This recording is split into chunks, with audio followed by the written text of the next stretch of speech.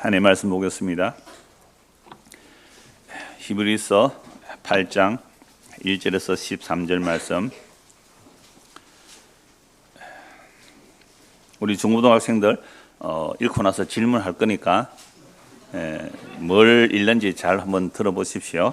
자, 8장 1절에서 히브리서 8장 1절에서 13절입니다. 지금 우리가 하는 말의 요점은 이러한 대제사장이 우리에게 있다는 것이라. 그는 하늘에서 지극히 크신 이의 보좌 우편에 앉으셨으니 성소와 참 장막에서 섬기는 이시라. 이 장막은 주께서 세우신 것이요 사람이 세운 것이 아니니라. 대제사장마다 예물과 제사 드림을 위하여 세운 자니 그러므로 그도 무엇인가 드릴 것이 있어야 할지니라. 예수께서 만일 땅에 계셨더라면 제사장이 되지 아니하셨을 것이니 이는 율법을 따라 예물을 드리는 제사장이 있음이라. 그들이 섬기는 것은 하늘에 있는 것의 모형과 그림자라. 모세가 장막을 지으려 할 때에 지시하심을 얻은 것 같으니 이르시되 삼가 모든 것을 산에서 내게 보이던 본을 따라 지으라 하셨느니라. 그러나 이제 그는 더 아름다운 직분을 얻으셨으니 그는 더 좋은 약속으로 세우신 더 좋은 언약의 중보자시니라. 저 첫 언약이 무험하였더라면 둘째 것을 요구할 일이 없었으리니와 그들의 잘못을 지적하여 말씀하시되 주께서 이르시되 볼지어다 날이 이르리니 내가 이스라엘 집과 유다 집과 더불어 새 언약을 맺으리라. 또 주께서 이르시기를 이 언약은 내가 그들의 열조의 손을 잡고 애굽 땅에서 인도하여 내던 날에 그들과 맺은 언약과 같지 아니하도다. 그들은 내 언약 안에 머물러 있지 아니하므로 내가 그들을 돌보지 아니하였노라. 또 주께서 이르시되 그날 후에 내가 이스라엘 집과 맺을 언약은 이것이니 내 법을 그들의 생각에 두고 그들의 마음에 이것을 기록하리라. 나는 그들에게 하나님이 되고 그들은 내게 백성이 되리라. 또 각각 자기 나라 사람과 각각 자기 형제를 가르쳐 이르기를 주를 알라 하지 아니할 것은 그들이 작은 자로부터 큰 자까지 다 나를 알미라. 내가 그들의 불의를 긍휼히 여기고 그들의 죄를 다시 기억하지 아니하리라 하셨느니라. 새 언약이라 말씀하셨음에 첫 것은 낡아지게 하신 것이니 낡아지고 새하는 것은 없어져 가는 것이니라. 아멘. 질문합니다. 낡아지는 것은 뭐예요? 낡아지는 것은 뭐예요? 첫 언약. 새 것은 뭐예요? 새 언약. 그래서 오늘 언약을 따라서 50번째 새 언약으로는 9번째인데요. 오늘은 히브리서에서 이제 새 언약을 보는 겁니다.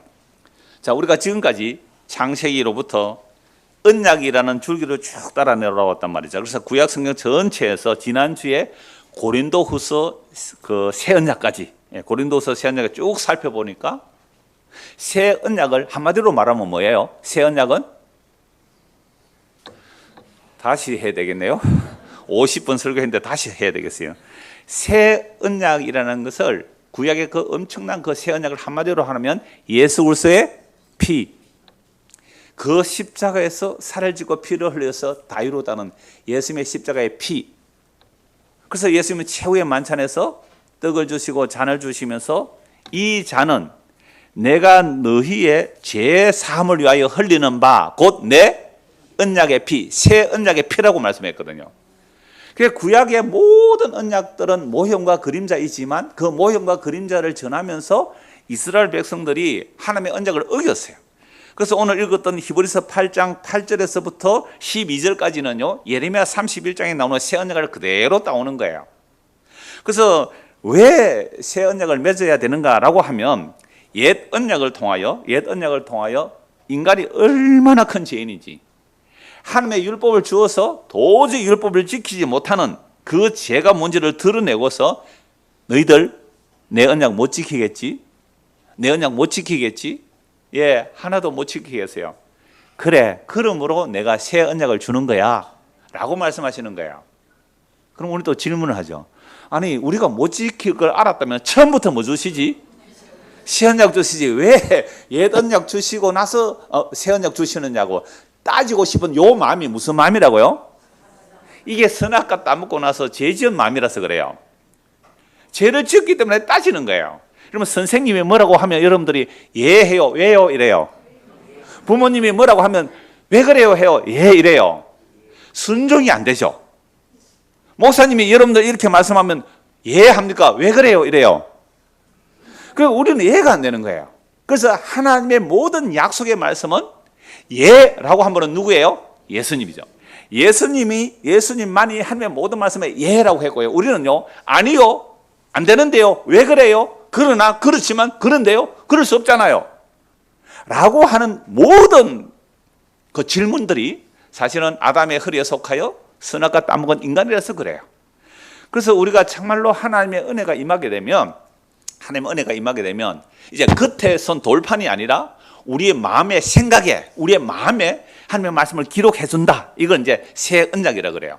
그러면 이 새 언약을 이루기 위해서는 반드시 뭘 해야 되냐면 예수님께서 십자가에서 우리의 죄를 대신 짊어지고 우리와 함께 죽으시고 우리와 함께 살아나셔서 우리와 함께 하늘에 오르시고 그리고 성령을 우리에게 부어주셔야 예수님의 십자가 피로 세운 새 언약이 이제 우리의 마음에 기록되고 우리 생각에 기록이 되는 거예요. 이제 도망갈 수가 없게 되는 겁니다. 이게 새 언약의 능력이거든요. 자, 그래서 예수님께서 이 새 언약을 이루시는 일이 십자가죠. 그래서 딱 한 글자로 말하면 뭐라고요? 피. 누구의 피? 예수님의 피. 그래서 구약은 짐승의 피를 흘렸잖아요. 점도 흠도 티도 없는 짐승을 잡아서 피를 흘렸는데 그건 모형과 그림자예요. 그건 모델하우스란 말이에요. 진짜 하늘에 있는 것은요, 사람이 지을 수가 없어요. 그러니까 하늘에 있는 그 거룩함을 이루기 위해서 예수님께서 뭘 하셨느냐? 베드로 사도는 이렇게 말하죠. 우리가 대속함을 받는 것은 은이나 금이나 없어질 것으로 된 것이 아니고 우리의 행위로 된 것이 아니고 오직 흠없고 점없는 어린 양 같은 그리스도의 보배로운 피로 된 것이라. 그래서 새 언약은 바로 예수님의 십자가 피입니다. 자, 이제 오늘 8장 1절 보십시오. 지금 우리가 하는 말의 요점은 이렇게 돼 있잖아요. 자, 우리 학생들 무슨 책을 읽든지 여러분 교과서를 읽든지 뭐 소설을 읽든지 간에 이 책을 읽을 때 그걸 파악하려면 이런 접속사를 잘 파악해야 돼요. 지금 우리가 하는 말의 요점은 이렇게 돼 있잖아요. 그럼 지금 우리가 하는 말의 요점은 이걸 알려면 적어도 어디서 어디까지 알아야 되는 거예요? 히브리서 1장 1절에서 7장 28절까지 내용을 알아야 돼요. 굉장히 많은 양이잖아요. 이 히브리서 1장 1절에서 7장 28절까지를 말씀하고 나서 지금 우리가 하는 말의 요점은 이렇게 돼 있단 말이에요. 요약하여. 여러분 공부를 잘하는 학생들은요, 요약을 잘해요.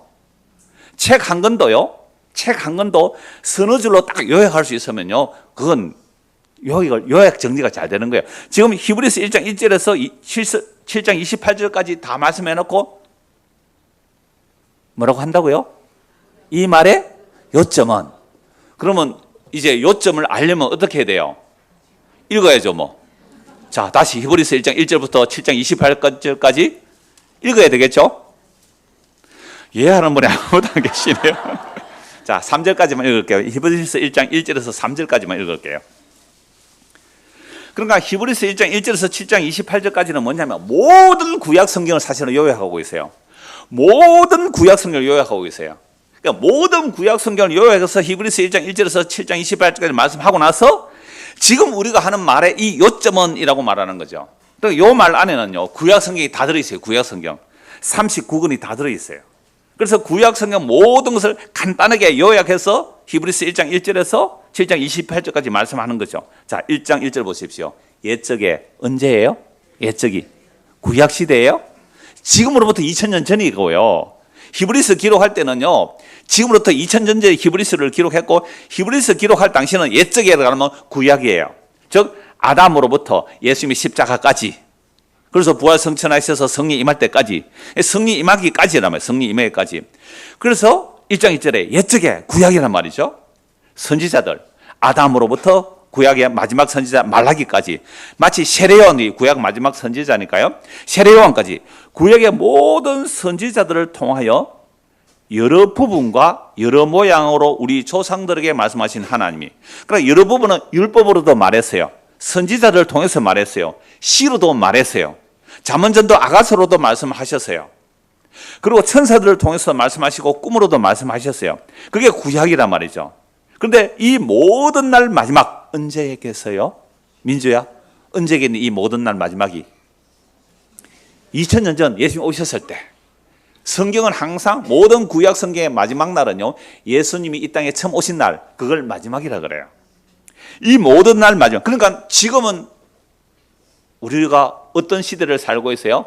예수님 오셨을 때도 마지막이고 예수님 다시 오시는 것도 마지막이에요. 그러니까 우리는요, 신약시대 사람들은 모두가 어디에 살고 있어요? 마지막 안에 살고 있어요. 종말 안에 살고 있어요. 그래서 진짜 성령 임하게 되면요, 내가 마지막 시대를 살고 있구나? 이거 아는 사람 성령 임한 거예요. 그런데 예수 믿고 막 자기 딴에는 성령 임했다 그러면서 막 놀라운 일을 한다 그러는데요, 종말을 얘기 안 한다면 그 사람 진짜 성령 임한 거 아니에요. 성령이라는 것 자체가 예수님께서 마지막을 이루셨고, 그래서 부활 성천하셔서 성령을 부어주시니까 성령은 예수님의 영이거든요. 그러면 예수님의 영이 우리에게 왔다면요, 내가 다 이루었다, 끝이다. 그러면 끝인데 뭘 해야 돼요? 여러분, 끝이면 뭘 해야 돼요? 무빈아, 내일 지구에 종말이 온다. 오늘 뭐 해야 되지? 뭐 해야 되지? 내일 지구에 종말이 온다. 오늘 뭘 해야 되지? 생각 안 해봤지? 사과나무 심을래? 서편화처럼 종달새를 잡을래? 회개하고 예수 믿어야지. 그러니까 우리는요, 종말과 종말 안에 살고 있는 거죠. 그런데 뭐 성령이 임했다면서 대단한 비전을 얘기한다고요. 그런데 그 비전이 뭐예요? 눈에 보이는 자기의 세력 확장, 자기의 힘의 키움, 자기 이름의 영광. 아니에요. 정말 성령이 임하면 종말이 뭔지를 알고, 큰일 났다, 회개하고 주 예수를 믿어라. 지금 당장 회개하고 주 예수를 믿어라. 이게 성령 임한 자들의 복음 전도고요. 지금도 그 복음 전도예요. 왜요? 종말이니까. 이 모든 날 마지막, 예수님 오셨을 때예요. 모든 구약의 선지자들이 메시아 오시면 종말이라고 그랬단 말이에요. 그러니까 종말이기 때문에 성령 임한 사도들은요, 당장 전하는 게 뭐예요? 회개하고 예수 믿어라. 나는요, 성전에 잘 나가는데요, 그거 부숴버리라. 건물 성전에 나가면 안 돼. 성령 임하면 우리가 성전이 되는 거야. 저는 안식을 잘 지키고 있는데요, 그림자 붙들지 마. 큰일 나. 나는 여호와 하나님을 잘 섬기고 있는데 그 여호와 하나님이 예수야. 이게 뭐 10대 죽은 예수가 여호와 하나님이에요? 하나님의 영광을 볼 수가 없어서 여호와 하나님의 영광을 버려두고 자기가 사람으로 종의 모습으로 죽은 그 예수가 여호와 하나님의 일이에요. 예수님도 아시고 그 영원한 여호와 하나님의 영광의 신성이 예수 안에 다 담겨 있어요. 그런데 예수가 보잘것없다고 믿지 않아. 그건 네 마음의 욕망 때문에, 네 눈이 가려져서 그런 거야. 예수 믿어. 그러니까 여호와의 증인에도 종말의 복음이라는 것은 예수님의 그 십자가의 복음이잖아요. 안식교인도 이 복음이에요. 오늘 교회 다닌다는 우리들도요, 정말로 예수님이 내 안에 영으로 들어오시면 가장 먼저 종말을 인식해요. 끝이네, 끝이구나. 그래서 이 모든 날 마지막에는 아들을 통하여, 이 말씀 드리면 반발하실 분들 있어요. 목사님이 설교를 그래 하니까 우리 애들이 공부를 안 해요. 종말인데 어머니 아버지 내일 종말인데 공부를 그렇게 해요. 아니요. 우리 중고등 학생들요, 지금 고3들이 줌에 들어오는데요, 독서실에 앉아서요, 공부하면서 토요일 30분씩 다 여기 성경 공부하래요. 고3 요 2명 앉아 있어요. 어제 저녁에도 들어왔어요. 독서실에서 공부하면서 그 30분 말씀 또 듣는단 말이에요. 종말이면 공부 안 해도 되겠지, 그런 건 아니죠. 내일 주님 오시더라도 학생들은 열심히 공부해야 되고요. 직장 생활, 다니는 사람 직장을 해야 되는 거예요. 그게 평소에 예수 믿고 사는 거예요. 평소에 예수 믿고 사는 거예요. 벼락치기에서 예수 맞지 못합니다. 벼락 공부해서 못해요. 자, 2절.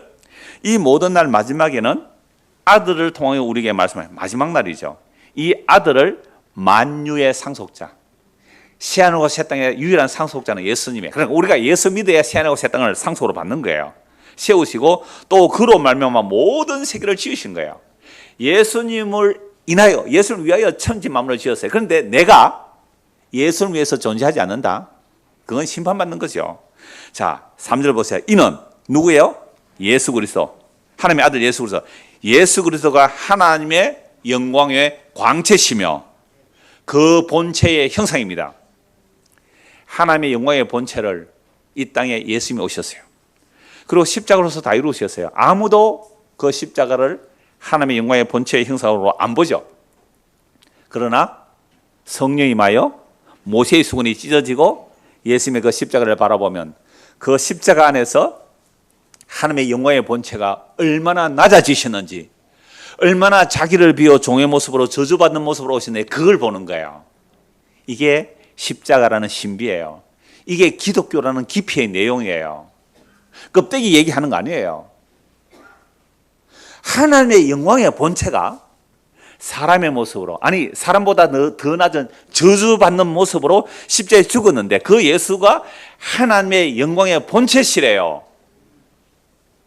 이걸 말하고 간다. 이걸 2000년 전에는 십자가는 너무 끔찍하고 흉측스럽고 부끄러운 것이기 때문에 입 밖에 뻔 것도 못하는 이야기예요. 그런데 성령님과 사도들은요 얼마나 십자가의 예수를 전합니까? 왜요? 그분이 하나님의 영광의 본체의 형상으로 전하는 거예요.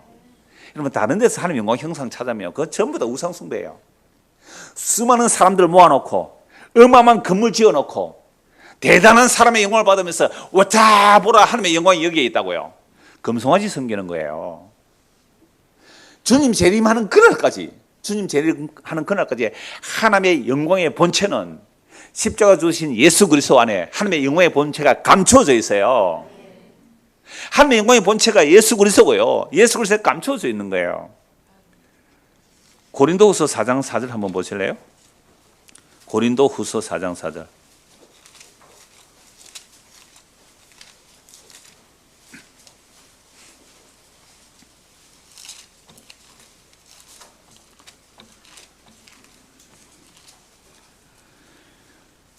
그 중에 이 세상의 신이, 자 3절부터 볼까요? 만일 우리의 복음, 제가 조금 전에 말씀드렸잖아요. 히브리서 1장 3절에 말씀드렸잖아요. 하나님의 그 영광의 본체가 예수 그리스도 안에 감춰져 있다고요. 만일 우리의 복음이 가려졌으면 어떤 사람들에게요? 망하는 자들에게. 그러니까 오늘도 하나님의 영광의 광채를 십자가에서 찾지 아니하고 어디서 찾는다고요? 세상에 보암직하고 먹음직하고 세상의 영광으로 찾는다면 그거는 이 세상 신 마귀한테 눈이 가려져 있었어요. 그 중에 이 세상의 신이 믿지 아니하는 자들의 마음을 혼미하게 하여 그리스도의 영광의 복음의 광채가 비치지 못하게 함이니 그리스도는 하나님의 형상이다. 그리스도는 하나님의 형상이다. 이미 예수님은 부활하셔서 하나님의 영광의 본체로 계시거든요. 하나님의 영광의 본체로 계시는데 그분이 사도들에게 복음을 전하고 하셨어요. 그럼 사도들이 복음을 전하고 그 사도들의 말을 들은 자들이 또 복음을 전하고 그들의 말을 들은 자들이 또 복음을 전하고 있거든요. 그러면 정말 사도들의 그 복음, 그리스도의 복음을 사도가 전했고 그 사도들의 복음을 우리가 받아서 전한다면 우리는 뭘 전파해야 돼요? 세상의 영광을 전해야 돼요. 십자가에 못 박히신 예수를 전해야 돼요. 십자가에 못 박힌 그 예수가 하나님의 영광의 광채라는 거, 하나님의 형상이죠. 자, 다시 히브리서 1장 3절입니다. 1장 1절에서 3절. 이게 구약 성경을 압축하고 있어요. 히브리서 1장 1절에서 3절이 구약 30권을 압축하고 있어요.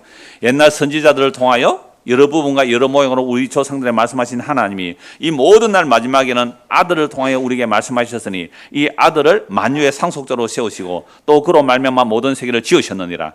이는 하나님의 영광의 광채시요 그 본체의 형상이시라. 그의 능력의 말씀으로 만물을 붙드시며. 지금 예수님께서 만물을 뭐하고 계세요? 붙들고 계세요. 오늘 저와 여러분들을 붙들어서 여기 앉혀놓는 분이 누구예요? 그거 믿으세요? 오고 싶어도 못 오는 사람이 있어요. 우리를 붙들어서 여기 앉혀놓는 분이 만물을 붙들고 계신 주님이세요. 지금 산이 그 밑에는요 이제 연두색이 사위로 펴지잖아요. 이 어마어마한 산에 인구 80억의 인구가 다 달려들어도 대한민국에 있는 이 산에 있는 이 나무들에 어떻게 색칠을 저렇게 하겠어요? 만물을 붙드시는 주님께서 지금 물감으로 그리고 있어요. 만물을. 꽃을 피고 꽃이 지고 만물을 붙들고 계세요. 우리를 붙들고 계시고요. 그 다음에 더 놀라운 일이 뭐예요? 그 다음에 죄를 정결하게 하는 일을 하시고 예수 믿은 우리 죄를 용서해 주세요. 그리고 또요 높은 곳에 계신 지극히 크신 하나님 우편에 앉으셨느니라. 예수님은 지금 하나님의 영광의 본체로 등극하여 계세요. 그 영광의 하나님의 본체로 계신 그 주님께서 자기가 다시 오실 그날까지 무엇으로 복음을 전하기를 원해요? 십자가라는 그 복음을 전하라고 사도들에게 말씀하셨죠.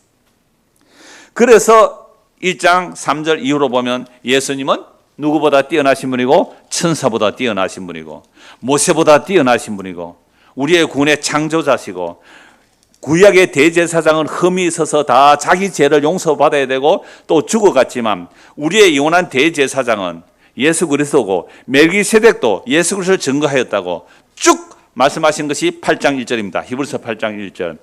지금 우리가 하는 말의 요점은 제가 요 단어 하나 말씀드리려고 지금 15분 말씀드렸거든요. 지금 우리가 하는 말의 요점은 모든 구약 성경 그건 그림자고 모형이라는 거죠. 그래서 이러한 대제사장, 옛날의 대제사장은 약점이 있어요. 그래서 7장 26절 보십시오. 7장 26절. 조금 더 봅시다. 자, 22절부터 보죠. 7장 22절. 이와 같이 예수는 더 좋은 언약. 그러면 더 좋은 언약은 옛날 언약은 뭐예요? 허물어지고 약해지고 사라지고 없어질 언약은 율법이죠. 율법에 제사장이 있었잖아요. 대제사장이 있잖아요. 그거 무너질 거란 말이죠. 이와 같이 예수는 더 좋은 언약의 보증이 되시느니라. 제사장 된 그들의 수요가 많은 것은 죽음으로 말미암아 항상 잊지 못함이로되 예수는 영원히 계심으로. 제가 멈출 때는 여러분이 읽어주시라고 제가 멈추는 거예요. 예수는 그렇죠. 영원히 계심으로 그 제사장 직분도 갈리지 아니하느니라. 그러니까 땅의 제사장은 죽으면 또 다른 제사장 서야 되고 죽으면 또 다른 제사장 서야 되잖아요. 하늘에 있는 제사장은 영원히 갈리지 않아요. 이 신천지 다니는 사람들은 이만희가 안 죽는데요. 한번 지켜볼까요? 몇 년 더 살지? 그러니까 땅의 제사장은 죽어요. 영원히 계시는 영원한 제사장. 그러므로 자기를 힘입어 누구를 힘입어? 예수님을 힘입어 하나님께 나아가는 자들을 온전히 구원할 수 있으니 이는 그가 항상 살아계셔서 그들을 위하여 간구하심이라. 우리 금요일 청년할 때 그 말씀 나눴어요. 베드로가 예수를 3번이나 저주맹세에 부인하였는데 베드로가 어떻게 구원받아요? 베드로가 3번 저주맹세에 부인할 때도 예수님이 베드로를 위해서 기도하셨어요. 예수님이 베드로를 붙들고 계세요. 그러니까 오늘 저와 여러분이 구원받는 것은요, 예수님이 항상 살아계셔서 우리를 위해서 기도하니까 복음 듣고 예수 믿고 천국 가는 거예요. 뭐 우리가 잘났어요? 우리가 똑똑했어요? 천만의 만만의 말씀입니다. 예수님이 그 영광의 보좌에서 우리를 위해서 기도하시고요. 로마서 8장 34절에 예수님 우리를 기도하시고 예수님 보내신 성령 우리 안에서 기도해요. 우리 안에서 기도해요. 이러한 대제사장은 우리에게 합당하니 거룩하고 악이 없고 더러움이 없고 죄인에게서 떠나 계시고 하늘보다 높이 되시니라. 그는 저 대제사장은 먼저 자기 죄를 위하고 다음에 백성의 죄를 위하여 날마다 제사드리는 같이 할 필요가 없으니 이는 그가 단번에 어디에서? 십자가에서 단번에 자기를 들어 영원히 속죄를 이루셨어요. 율법은 약점을 가진 사람들을 제사장으로 세웠거니와 율법 후에 하신 맹세의 말씀은 영원히 온전하게 계신 아들을 세우셨느니라. 그래서요, 2000년 전부터 우리가 성경을 가지고 이야기할 분은 누구밖에 없어요? 예수, 하나님의 아들밖에 없어요. 제사장 이야기가 아니에요. 그 어떤 이야기가 아들로. 이 모든 날 마지막은 2000년 전이죠. 2000년 전부터 주님 다시 오시는 그날까지 우리가 모여서 해야 할 말은 무엇밖에 없다고요? 예수님에 관한 이야기밖에 없단 말이에요. 이 말씀하니까 또 기억이 나네요. 제가 신대원 때 저희 그 담임 교수님이 최홍석 교수님이 있어요. 그 최홍석 교수님 부인의 동생이 차재선 교수고요. 약간 이렇게 연결해서 만나게 됐는데요. 신대원은요, 개강을 하기 전에 항상 개강 수련을 먼저 해요. 그래서 학생들이 이렇게 쭉 둘러서 있었는데 우리 반 그 학생인데 최홍석 교수님한테 직구전 질문했어요. 어떻게 점잖은 교수님이 우리 성자라고 별명이 붙었거든요. 점잖은 교수님, 그 불같은 차영배 학자님의 사회가 되셨습니까? 이렇게 질문했어요. 그러니까 그분은 항상 학생이 질문하면 자리에서 조용히 일어섭니다. 저는 아직 그렇게 못하는데요. 조용히 일어서서 손을 모으고는 이렇게 대답을 했어요. 저에 관한 이야기는 중요하지 않습니다. 우리가 영원히 이야기해야 할 분은 예수 그리스도 하나님의 아들입니다. 제가 그 옆에 있었거든요. 제가 질문 안 했습니다. 제가 얼굴이 다 화끈거리더라고요. 제가 얼굴이 다 화끈거렸어요.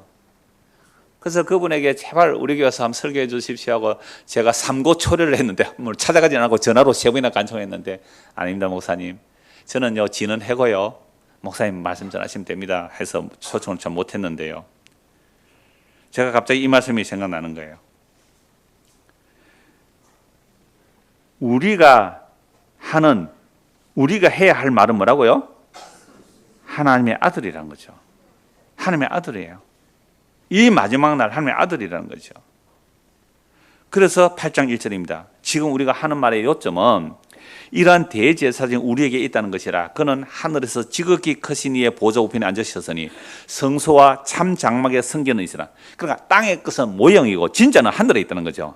이 장막, 하늘에 있는 것을 사람이 세울 수 있어요 없어요? 못 세우죠. 이 장막은 주께서 세우신 것이니 사람이 세운 것이 아니니라. 그럼 사람이 하늘의 장막을 어떻게 세울까요? 그러니까 하늘의 장막은 사람이 건물로 세우는 거예요? 예수님의 피로 세우는 거예요? 예수님의 피로 세우는 거죠. 이건 물질적인 거예요? 영적인 거예요? 영적인 거죠. 그러니까 영적인 것을 물질적인 것으로 모세에게 모형을 보여서 성막을 만들려고 그랬지. 하늘에 가서 무슨 모세가 만든 그런 성막이 있을까요?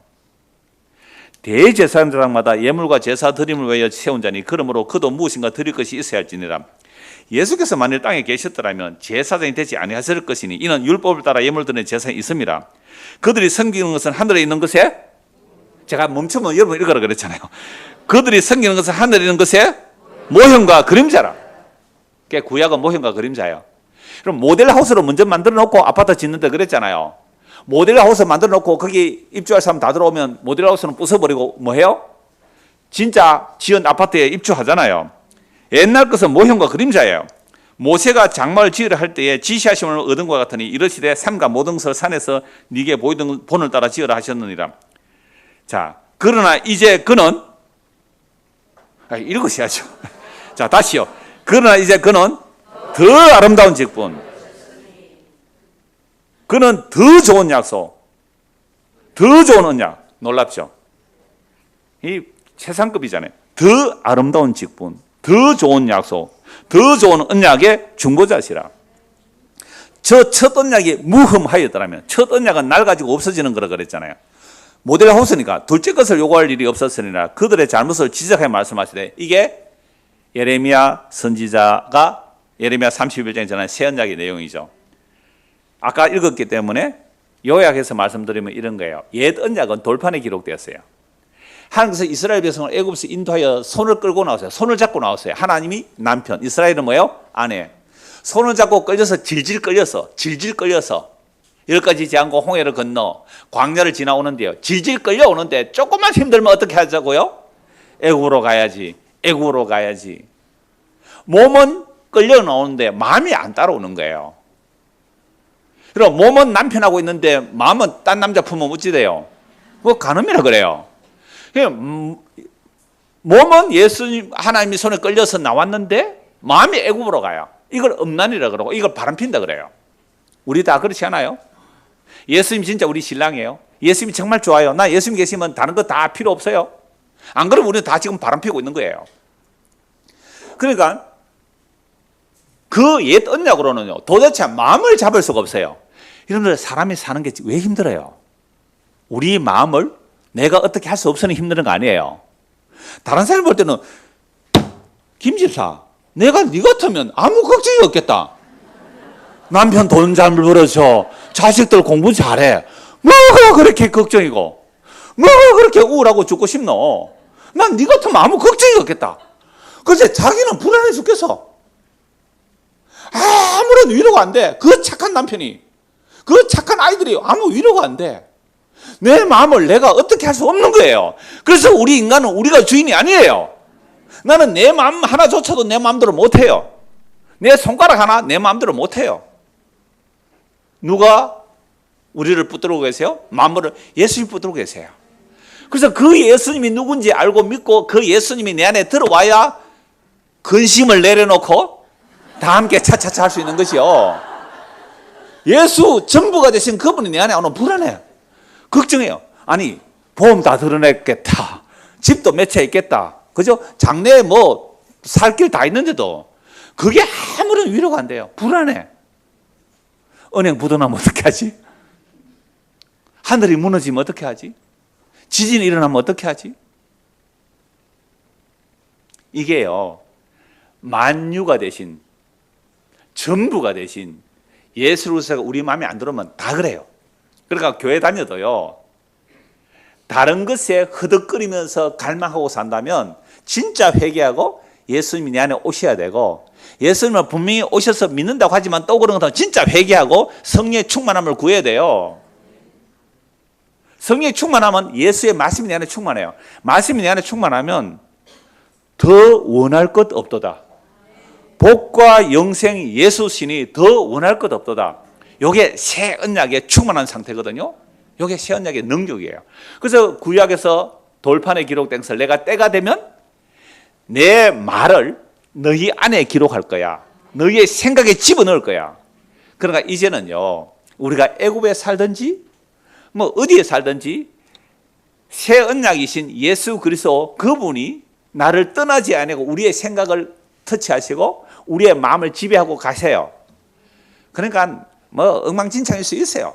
일어섰다가 넘어졌다가 떠났다가 왔다가 온갖 일을 다 할 수 있지만 새 언약의 능력은요, 나는 주님을 부인할지라도 주님이 나를 부인하지 않는 거예요. 이게 새 언약의 능력입니다. 저는 이것 때문에 제가 설교해요. 저 이 새 언약의 능력 안 하면 저는 설교 못해요. 네가 무슨 자격으로 거기서 큰 소리 치니? 라고 하면 저는 할 말 없는 사람이거든요. 그럼 나는 믿는 구석이 있어요. 뭐라고요? 하나님이 사람이 되셔서 십자가에서 살을 찌고 피를 흘리신 그분이 내 안에 오셔서 내가 너를 보증한다고요. 성경에 이 기록된 약속의 말씀, 성령이 우리를 보증해 주거든요. 보증, 도장을 찍어준단 말이에요. 이게 믿어져요. 부인하려도 부인이 안 되는 거예요. 이게 내 능력이 아니거든요.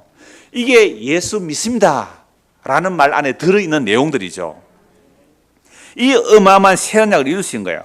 그래서 8장 8절에서 12절까지가 그 구약의 새 언약인데 이 언약을 다 이루셨어요. 그래서 13절 보십시오.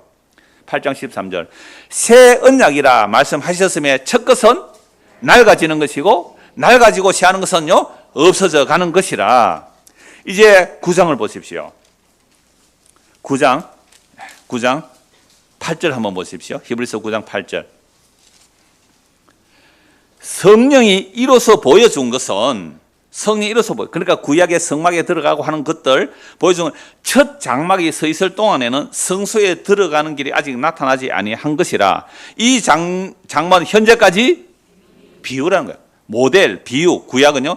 이에 비유니 이에 따라 드리는 예물과 제사는 섬기는 자를 그 양심상 온전하게 할 수 없나니 그런 것은 먹고 마시는 것과 여러 가지 씻는 것과 함께 육체의 예법일 뿐이며 언제까지요? 개혁할 때까지. 고치는 정도가 아니라 영어로 보면 체인지 되어 있어요. 완전히 바꿔버리는 거예요. 고쳐서 인간 되는 거 아니거든요. 완전히 바꿔버려야 돼요. 구약을 완전히 고치는 게 아니라 완전히 바꿔버려요. 그 바꾸는 일들이 뭐로 이루어내시는가? 단번에 영원히 십자가로 이루어내시죠. 그래서 9장 11절부터 보십시오. 그리스도께서는 장래 좋은 일의 대제사장으로 오사 손으로 짓지 아니한 것 곧 이 창조에 속하지 아니한 더 크고 온전한 장막으로 말미암아. 여러분 그러니까 손으로 짓지 아니한 사람의 손으로 짓지 아니한 이 창조에 속하지 아니한 더 크고 온전한 장막. 야, 그러면 손으로 지은 하나님께서 천지 만물을 창조하신 이 천지 만물의 창조를 어떻게 해요? 하나님의 약속이 다 이루어지면 한 방에 훅 가는 거예요. 한꺼번에 훅 사라져요. 손으로 짓지 않은 그 영원한 그 장막에 염소와 송아지의 피로 하지 아니하고 오직 누구 피요? 자기의 피로, 예수의 피로 영원한 속죄를 이루사 단번에 성소에 들어가셨느니라. 단번에, 영원히 단번에. 목사님 나는 예수 믿기는 한데요. 근데 나는요 아직도 단번에 그걸 못 믿게 하는 것들. 단번에 이걸 못 믿게 하는 게 전부 이단들이에요. 전부 행위주의 율법주의자래요. 영원히 단번에. 영원히 단번에. 내 꼬라지가 이런데요. 네 꼬라지 원래 그래. 그래서 내가 널 대신해서 죽었지 않니? 그리고 내가 나의 영을 너 안에 두었지 않니? 내 모습이 이런데요. 그러니까 내가 널 위해서 대신 죽은 거야. 내 대신 죽음이 양의 피보다 못하니? 소의 피보다 못하니? 너의 그 행위보다 못하니? 어떻게 감히 예수님의 십자가를 헛된 것으로 바꾸려고 해요? 그게 사탄의 교묘한 전술과 전략이죠. 염소와 황소의 피와 및 암송아지의 죄를 부정한 자에 뿌려 그 육체를 정결하게 하여 거룩하게 하거든. 하물며 영원하신 성령으로 말미암아 흠없는 자기를 하나님께 드린 그리스도의 피가 어찌 너희 양심을 죽은 행실에서 깨끗하게 하고 살아계신 하나님을 섬기게 하지 못하겠느냐. 이로 말미암아 그는 새 언약의 중보자시니 이는 첫 언약 때에 범한 죄에서 속량하시고 죽으사 부르심을 입은 자로 하여금 영원한 기업의 약속을 얻게 하려 하심이라. 얼마나 놀라운 말씀이에요. 유언한 자가 죽어야 되나니 유언은 그 사람이 죽은 후에 유언한 자가 살아있는 동안은 효력이 없느니라. 이러므로 첫 언약도 피 없이 세운 것이 아니니 모세가 율법대로 모든 계명을 이 백성에 말한 후에 송아지와 염소의 피 및 물과 붉은 양털과 우설초를 취하여 그 두루마리에 온 백성에 뿌리며 이르되 이는 하나님이 너에게 명하신 언약의 피라 하고 또 이와 같이 피를 장막과 섬기는 일에 서는 모든 그릇에 뿌렸느니라. 같이 읽읍시다. 율법을 따라 그의 모든 물건이 피로서 정결하게 되나니 피 흘림이 없은즉 사함이 없느니라. 피 흘림이 없으면 용서가 안 되는데, 그런데 구약의 짐승의 피로는 온전한 용서가 안 된다. 그러면 구약에서 짐승의 피를 흘려서 용서받은 게 아니라 그 짐승의 피를 흘리면서 장차 오실 누구를 바라본 거예요? 예수를 바라보고 구원받는 거예요. 그래서 구약의 성도들도 예수님의 십자가의 핏뿌림으로 구원을 받는 겁니다. 그러면 십자가라는 것은 시공간을 초월한 능력이죠. 아담으로부터 예수님이 십자가까지 짐승의 피를 흘려서 제사 드리면서 나의 죄가 누가 대신 짐승처럼 죽어야 되군요. 내 대신 피를 흘려야 되는 그 모형과 그림자를 믿었는데 그 모형과 그림자 때문에 구원받는 게 아니고 그 모형과 그림자의 실체이신 예수님의 십자가 핏뿌림을 십자가로 단번에 그들에게 뿌려서 시공간을 초월하여 십자가에서 단번에 다 이루었다. 그 다 이루심의 십자가 핏뿌림을 그들에게 뿌려서 그들도 하늘에 앉히신 거예요. 그러니까 구약의 모든 성도도 예수님의 십자가 피 때문에 구원받습니다. 동일하게 십자가로부터 재림 때까지 우리가 예수를 믿어 구원받는다는 것은 이미 십자가로 다 이룬 거예요. 2023년 맞아요. 오늘 4월 16일 오늘 복음을 듣고 예수를 믿는 사람도 언제 십자가의 피를 뿌리는 거예요? 2000년 전에 십자가 피 뿌리는 그것이 오늘날 주님께서 기도하고 계시고 성령을 보내셔서 이 기록된 약속의 말씀에 내 마음에 확정, 보정, 도장을 딱 찍어주시는 일이 성령이 오신 거예요. 그래서 예수를 믿으면 흔들림이 없어요. 나의 어떠함 때문에 흔들리지 않는다는 거예요. 이게 새 언약의 능력입니다. 옛 언약은 불안해요. 내가 잘못하면 떨어지는데, 내가 잘못하면 지옥 가는데 벌벌벌 떠는 거예요. 새 언약의 능력은 그걸 뛰어넘는 거예요. 영원히 단번에 이루신 새 언약의 능력이에요. 그러므로 23절. 자, 그러므로 하려면 또 어디까지 다 봐야 돼요? 자, 히브리서 1장 1절에서 또 9장 22절까지 다 읽어야 되잖아요. 그러므로 중요해요. 그러므로가 나오면 정신 차려야 됩니다. 우리 정부 학생들. 그러므로가 나오면 중요해요. 이제 두 가지만 더 말씀드릴까요? 요거하고 한 곳 더 말씀 보고 마무리할 거예요. 그러므로 하늘에 있는 것들의 모형은 이런 것들로서 정결하게 할 필요, 짐승의 피로 정결할 필요가 있었으나 하늘에 있는 그것들은 이런 것들보다 더 좋은 제물로 할지니라. 그리스도께서는 참끝의 그림자의 손으로 만든 성소에 들어가지 아니하시고 바로 그 하늘에 들어가사 이제 우리를 위하여 하나님 앞에 나타나시고. 예수님은 성전에 지성소 안 들어가잖아요. 모형이니까 왜 거기 들어가요? 하늘로 바로 가시죠. 대제사장이 해마다 다른 것의 피로서 성소에 들어가는 것 같이 자주 자기를 드리려고 아니하실지니 그리하면 그가 세상을 창조한 때부터 자주 고난을 받았어야 할 것이로되 이제 자기를 단번에 십자가에서 제물로 드려 죄를 없이 하시려고 세상 끝에, 언제라고요? 세상 끝? 2000년 전. 세상 끝 2000년 전. 십자가. 그 십자가의 다 이루심이 성령을 통해 우리에게 이어지면 끝이네. 오늘 죽어도 괜찮네? 어제 그 교수님 한 분을 만났는데요. 은퇴하신 분이에요. 과학자세요. 가끔 제가 말씀드렸는데요. 지금 이 설교 듣고 계실 텐데 하나님도 믿어지고 예수도 믿어지는데 성령이 잘 안 믿어지더래요. 근데 이제 믿어진다는 거예요. 그런데 그 성령 이미 청년 때 임하였는데 몰랐다는 거예요. 인식을 못했다는 거죠. 과학자니까 하나님 예수 믿겠는데 어떤 영, 기운 이런 쪽으로 생각한 거죠. 근데 어제 만났을 때 목사님 이제는 믿어지 내려놓는다는 게 무엇인지 이제 알겠어요. 내려놓는다는 것은 재산 내려놓는다, 명예 내려놓는다, 그건 내려놓음도 아니에요. 진짜 내려놓으면 삶을 내려놓는 겁니다. 죽어도 괜찮다는 거잖아요. 물론 약도 먹고 치료도 해요. 그 얘기를 하는 게 아니에요. 아, 성령 이런 일을 하시군요. 성령 이런 일을 하시군요. 그러니까 이 세상 끝에 예수님 오시는 2000년 전이란 말이죠. 자, 그리하면 그가 세상을 창조할 때부터 자주권을 받았어야 할 것이다. 이제 자기를 단번에 제물로 들어 죄를 없이 하시려고 세상 끝에 나타나셨느니라. 한 번 죽는 것은, 이거 같이 읽읍시다. 우리 중고등 학생들만 한번 읽읍시다. 중고등 학생들만 20절 시작. 아마 죽는 일은 까마득한 일로 보입니까? 자, 중고등부 시작. 한 번 죽는 것은 사람에게 정해진 것이요 그 후에는 심판이 있으리니. 기억하십시오. 중학생이라고 안 죽는 거 아니에요. 한 번 죽는 것은 사람에게 정해진 것이요 그 후에는 심판이 있으니. 한 번 죽는 것은 사람에게 정해진 것입니다.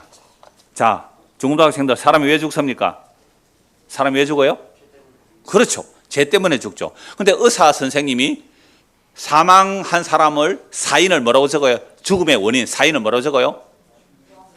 병, 그렇죠. 뭐 심장마비, 뭐 그렇게 죽잖아요.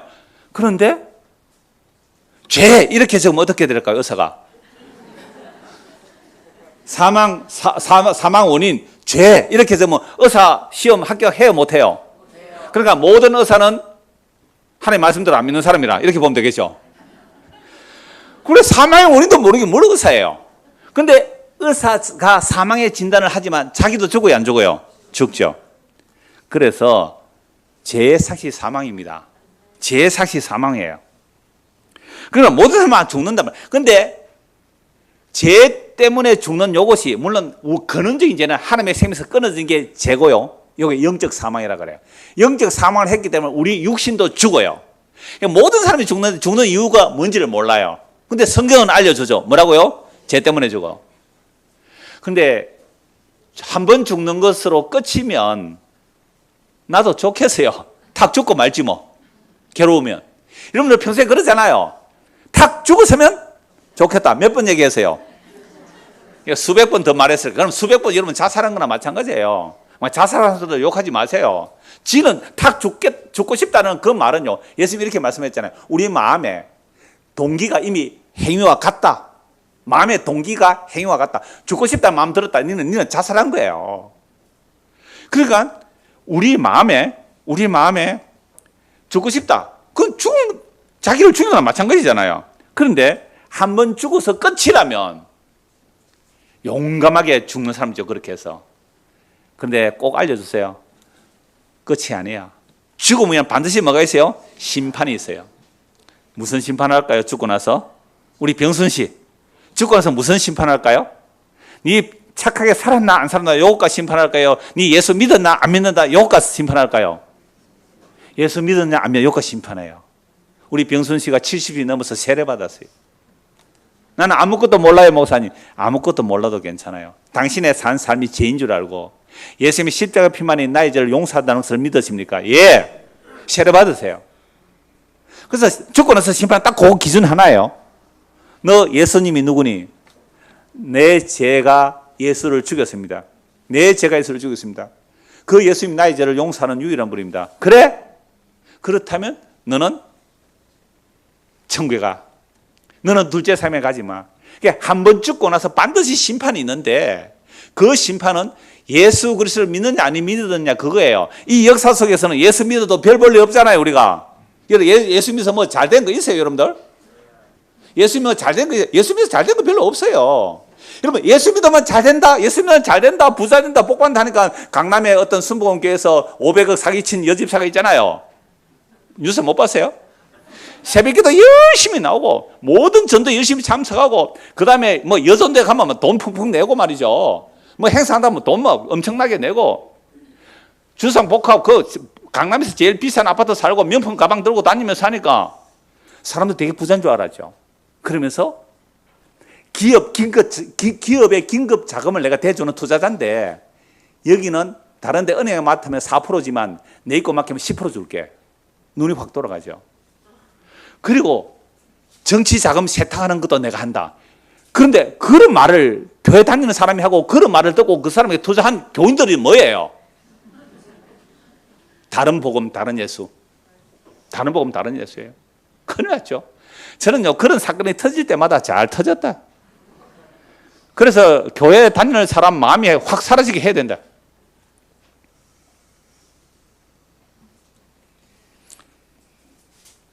그래서 진짜 미련하고 어리석어 보이는 십자가, 그 십자가에 죽은 예수가 하나님의 영광의 본체임을 보는 자들이 성령이 임하여 예수 믿는 자들이거든요. 이런 자들은 사람이 만들어낼 수도 없고요, 사람이 빼앗아갈 수도 없어요. 그러니까 오죽했으면 어떤 스님이 그 얘기를 했어요. 대한민국의 불교인이 1300만이라고 하지만 나는 진짜 불교 신자가 130명만 남아도 껍데기 불교 신자 다 사라졌으면 좋겠다. 너희들이 믿는 그 부처는 그 왕자의 영광을 버리고 고행하면서 진리를 찾아 떠났거늘 너희들은 그 부처를 믿는다면서도 그 부처가 버린 그 쓰레기들을 죽고 있느냐? 이 복에 환장한 불교인들은 똑같이 패러디하죠. 이 복에 환장한 기독교인들은 예수는 십자가에 저주받아 뼈가벗겨 죽었는데 그 예수를 주여 주여 부르면서 그 예수를 믿는다면서 세상의 영광과 황금과 보석을 꾸미느냐? 그게 우상숭배잖아요. 그러니까 그런 집사가 와서 그런 말을 하는데 그게 돈을 투자하는 그 교인들은 뭐예요, 그거? 도대체가 복음을 들어본 거예요?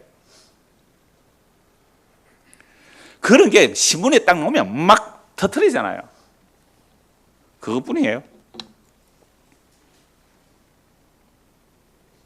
그래서 27절 기억하십시오.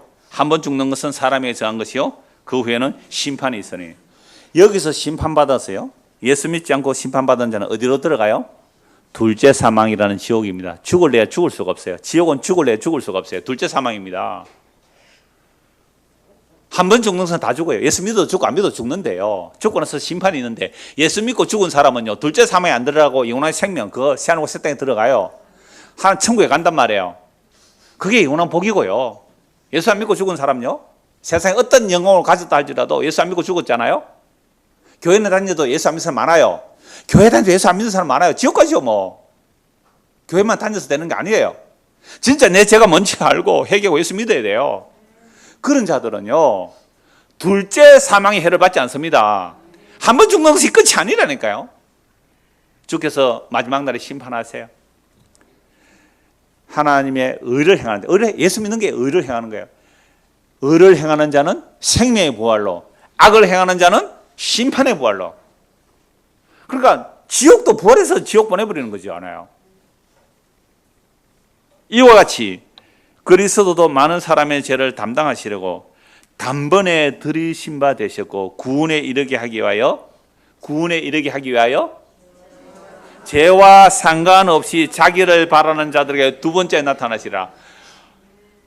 우리가 예수를 믿었어요. 하나님의 은혜로 성님하여 내 죄가 뭔지 알고 정말 내 죄 덩어리인 줄 알고 내 죄가 예수를 죽였는데 예수님 우리의 죄를 용서해 주시다는 사실을 믿게 되면요, 죄가 해결됐죠. 죄와 상관없이 우리는 이제 누구를 기다려요? 예수님을 기다리죠. 그런데요, 많은 복음 전한다는 사람들 가운데서도, 복음 믿는 사람들 중에도 성령 임함을 재림으로 착각하는 사람 많아요. 성령 임함을 재림으로 말해버리면요, 두 번째 나타나실 주님은 뭐가 돼요? 두 번째 나타나실 주님은 뭐가 돼요? 그래서 성령 임하면 보증이고요, 부활의 보증이고 재용서의 보증이고 천국 받았다는 보증이고요, 성령 임한 것은요, 똑같은 파루지아를 말을 해도 강림이라는 똑같은 파루지아 강림인데요, 초림도 파루지아고요, 성령 임함도 파루지아고요, 재림도 파루지아, 같은 단어를 써요. 문맥을 따라 봐야 돼요. 처음 오신 강림, 성령 임함도 강림이에요. 그런데 성령 임함은 보증이지 부활의 영광의 그 두 번째 주님으로 오신 게 아니거든요. 그 마지막 두 번째 오시는 그분들에게, 예수를 믿는 자들에게는 생명의 부활로 나타나니까 영광의 주님을 맞이하는 기쁨이고요. 그러니까 예수 믿지 않는 자들은 예수님의 그 재림의 영광을 보는 순간, 요한복음 6장에 보면요, 십자가에 일어난 사건을 말씀하고 있거든요.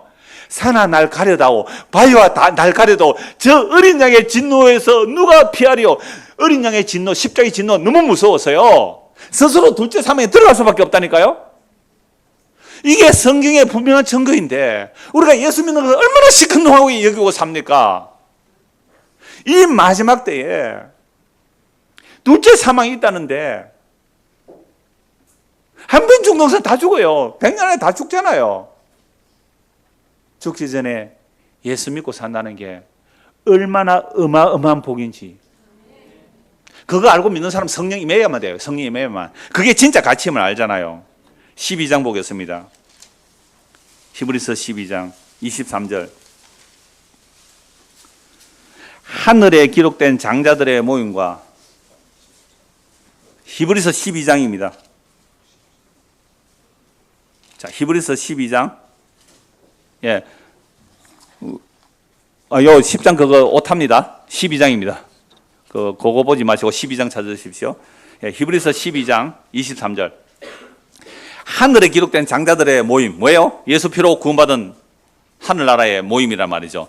교회와 만민의 심판자이신 하나님과 및 온전하게 된 의인의 영들과 새 언약의 중보자이신 예수와 및 아벨의 피보다 더 나은 것을 말하는 뿌린 피니라. 너희는 삼가 말씀하신 일을 거역하지 말라. 땅에서 경고하신 일을 거역한 그들이 피하지 못하였거든. 땅에서 경고한 이가 누구예요? 모세. 시내산에서 땅이 막 흔들렸잖아요. 시내산이 흔들렸어요. 지진이 일어났다고요. 하나님이 강림하시니까. 땅에서 경고 모세를 거역해도 심판받았는데 하물며 하늘로부터 경고하시는 이 누구예요? 예수님. 예수님을 믿지 않으면 어떻게 심판 안 받겠느냐? 그 하늘에서부터 경고하신 예수를 배반한 우리가 뭐냐? 그때에는 언제요? 옛날에 시내산에서는 그 소리가 뭘 했다고요? 땅을 진동하였거나 이제는 약속이 이르시되 내가 또 한번 땅만 아니라 하늘도 진동하리라. 이게 학교에서 나오는 말씀이에요. 모세가 말씀 전할 때는 땅이 흔들렸는데요. 예수님은 뭐까지 흔들어 버린다고요? 하늘도 흔들어 버리겠다. 우리 눈에 보이는 이 하늘이요, 영원할 것 같아요? 예수님 오신 날에 두루마리처럼 훅 사라져요.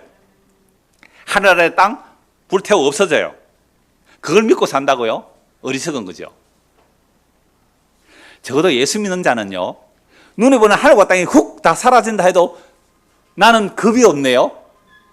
저 공중에 구름이 일어나며 주 예수 다시 오실 때에 이 세상이 사라진다 할지라도 나는 두려움이 없겠네. 그러면 이 세상을 믿고 살았던 사람은 벌벌 떨 거 아니에요. 성경 말씀이 이렇게 분명해요. 제가 제 말을 덧붙였어요? 성경을 읽어드렸어요? 성경을 거의 읽어드렸고 접속사 정도만 붙였습니다. 그냥 약간 이해하기 위해서 붙인 것 뿐이지 그냥 읽어드린 거예요. 이 한 번이라 하면 진동하지 아니하는 것을 영존하게 하기 위하여, 흔들리지 아니하는 것을 영원히 남기기 위하여. 그럼 흔들리지 않는 영존은 뭐예요? 영원한 생명이신 예수를 받은 자들만 영원하겠죠. 그러면 예수의 생명, 영원한 생명을 받은 자들을 영원히 보존하려고 뭐는 흔들어 버린다고요? 진동할 것들, 곧 만드신 것들에 변동될 것을 나타낸다. 이게 참 어려운 표현인데요. 간단하게 말하면 이런 거예요. 예수님 재림하시면 사라질 것들을 지금 흔들어서 흔들리지 않는 것들을 바라보게 하는 것이 성령의 일이에요. 그러니까 우리가 내 뜻대로 된 일이 많아요, 적어요? 내 뜻대로 된 일이 많아요, 적어요? 거의 없죠. 내 뜻대로 안 된 게 은혜입니다. 내 뜻대로 됐다면 예수 믿는 사람 한 명도 없어요. 내 뜻대로 안 되려고 흔들리고 무너진단 말이에요. 흔들리고 무너져요. 그러니까 흔들리고 무너질수록 하나님의 택한 백성은 뭘 바라보게 돼요? 흔들리지 않고 무너지지 아니할 생활 새 땅을 바라봐요. 예수님의 그 나라를 바라봐요. 그래서 제가 이런 예를 하나 들게요. 여러분 며칠 전에 강원도 산불 났죠. 그때요 자폐화가, 천재라 그래요. 자폐화가 이장우 씨 똑같아 이름이. 이 아버지가 화가에서 교수인가 그랬는데요. 이종무가 그래요. 그 학렬이 내가 똑같아요. 우리 아버지 학렬이 종자고 내가 우자 학렬이거든요. 이름이 똑같더라고 이장우 씨가. 그래서 내가 인용하는 거예요 이런 거. 자, 강원도 산불로 자폐화가인 이장우 씨가 전시를 해 3개월 뒤에 전시하려고 마련했던 그 그림들. 여러분 인터넷에 검색해 보세요. 자폐화가 이장우 그림하면요 놀라워요. 정말 천재예요. 자연의 풍경을 그리는데요. 이분은 그렇게 표현해요. 자폐는 어떤 집중을 잘하잖아요. 밝은 건 밝게, 어두운 건 어두운 게 어둡게 그렸다. 너무 그림 멋져요. 그거 다 타버렸네요. 이번 강원도 산불 때문에 3개월 뒤에 전시할게 불에 타버렸어요. 나 이제 강원도 가면 전도하러 가야지, 이장호 씨한테. 그거 왜 탄지 아세요? 영원한 건 믿으라고. 영원한 건 믿으라고. 물론 예수 믿는지 모르겠어요, 저는. 자, 제가 왜 이 예를 들었냐면요, 우리가 믿는 것들은 불에 탄다는 거 아닙니까? 오늘 우리에게 일어나는 흔들릴 것들을 흔들어 버리는 거죠. 왜요? 흔들리지 아니할 영원한 나라, 예수의 피로 만드는 그 나라 사모하라고요. 다시 봅시다. 26절. 그때는 그 소리가 땅을 진동하였거니와 이제는 약속하여 이르시되 내가 또 한 번 땅만 아니라 하늘도 진동하리라 하셨느니라. 이 또 한 번이라 하시면 진동하지 아니하는 것을, 흔들리지 않은 것을 영원히 있게 하려고 흔들릴 것들을 흔들어 버리는 거죠. 그래서 성도는 언제 흔들립니까? 이 역사 속에서 살아있는 동안 흔들려요. 근데 성령이 임하지 않은 자들은요, 이 땅에서 스스로 흔들리지 아니하려고 어떻게 살아갑니까? 가인처럼 성을 쌓고 무기를 만들고 내가 나를 지키겠다는 거예요. 안 흔들리겠죠. 남이 나를 공격 못하겠죠. 그러나 주님 오시는 그날에 한꺼번에 흔들려 지옥으로 갈 거예요. 그러므로 우리가 흔들리지 않는 나라를 받았기 때문에, 무슨 나라요? 예수 피로 만든 하나님의 나라를 받았기 때문에 뭐 하자고요? 은혜를 받자. 참 놀랍죠. 흔들리지 않는 나라 받았으면 또 열심히 해라 그래야 되는데 뭐라고 해요? 은혜를 받자. 다른 말로는요, 감사하자. 흔들리지 않는 나라 받았기 때문에 좀 갖다 바쳐라 이렇게 말 안 하고 뭐라고요? 흔들리지 않는 나라 받았기 때문에 감사하자. 은혜 받자. 은혜를 받자. 은혜를 받아. 이로 말미암아 그 은혜가 우리를 경건함과 뭐예요? 두려움으로. 하나님을 기뻐시게 할 생겼지니 우리 하나님은 뭐라고요? 소멸하는 불이라고 해요. 제가 오늘 말씀을 읽어드렸습니다. 부탁하기는 이 말씀들이 정말 성령하여 살아있는 말씀으로 우리 마음판에 새겨진다면 그게 예수 믿는 사람들이에요. 이제 이분들에게 마지막 인사로 마치겠습니다. 히브리서 13장 20절에서 21절 읽겠습니다. 그러면 여러분들이 다 함께 뭐 하면 돼요? 아멘 하면 됩니다. 20절에서 21절입니다. 양들의 큰 목자이신 우리 주 예수를 영원한 언약의 피로 죽은 자 가운데서 이끌어내신 평강의 하나님이 모든 선한 일에 너희를 온전하게 하사 자기 뜻을 행하게 하시고 그 앞에 즐거운 것을 예수 그리스도로 말미암아 우리 가운데서 이루시기를 원하노라. 영광이 그에게 세세 무궁토록 있을지어다. 아멘. 기도하겠습니다. 하나님 아버지, 오늘 분명한 복음의 선포를 들었습니다. 한쪽 귀로 듣고 한쪽 귀로 흘러가는 옛 언약의 내용이 아니라 주의 성령이 역사하셔서 우리 마음판에 온전히 새겨지고 우리의 생각을 사로잡아 날마다 예수 그리스도 그 십자가로 다 이루신 그 놀라운 은혜를 받고 살아가는 우리 모든 성도가 되도록, 특별히 우리 중고등 학생들에게도 이 복음이 학생 때부터 심어져서 믿음으로 살아갈 수 있도록 은혜를 다하여 주시옵소서. 예수 그리스도를 받도록 기도드리옵나이다. 아멘.